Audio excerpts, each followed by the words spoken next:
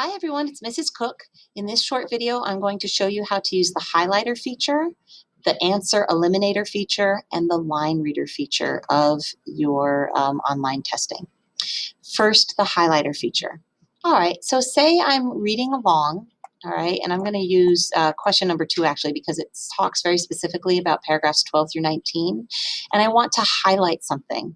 So first I click on the highlighter. When I do that, do you see how I have an arrow with a big yellow hexagon behind it?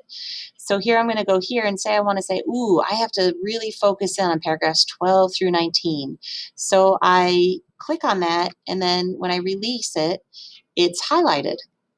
Now say I go down and I want to highlight something, and I start highlighting again, and then I say, ooh, I highlight all that, and then I say, shucks, I don't actually want to highlight that. Well, how do I unhighlight something? How do I take something off? So see how I have the arrow with the yellow hexagon. If I go back and I put the arrow over what I already highlighted, do you see how the yellow disappears and there's an X in the hexagon? Okay, so what I want to do now, when I have that, if I click again, I can unhighlight what I accidentally highlighted or what I decided to not highlight. So I'm going to show you that again. Say I want to highlight something and I highlight that, and then I go back and I say, oh, I made a mistake. How do I unhighlight? Put the arrow over what I highlighted, and it can kind of go anywhere, but if I want to unhighlight, I have to have the hexagon change from yellow to clear with an X through it. Click on it, highlight's gone. That's the highlighting feature.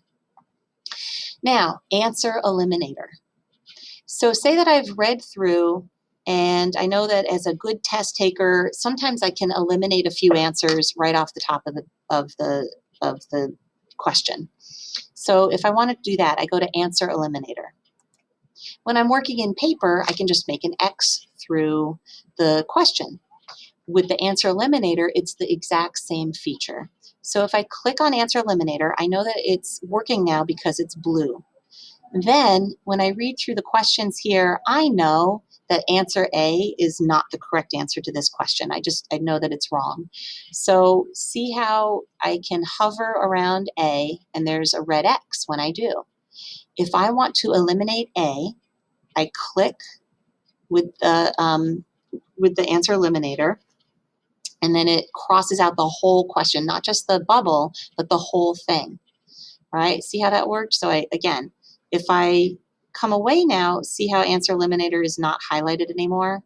I took it off. Now I'm going to turn it on again, and when I come away from it with my cursor, it's still blue. That's how I know that it's on.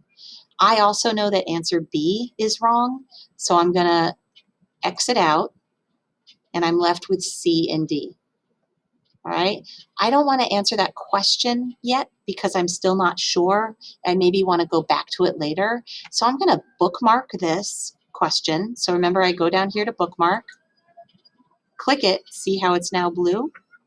Okay, now I know that I have a bookmark on this question, I have a note on this question, and an answers eliminated. Now I'm going to go to my next question, and everything is cleared out, okay, but I answered A. Now, how do I know that that prior question has all that stuff on it?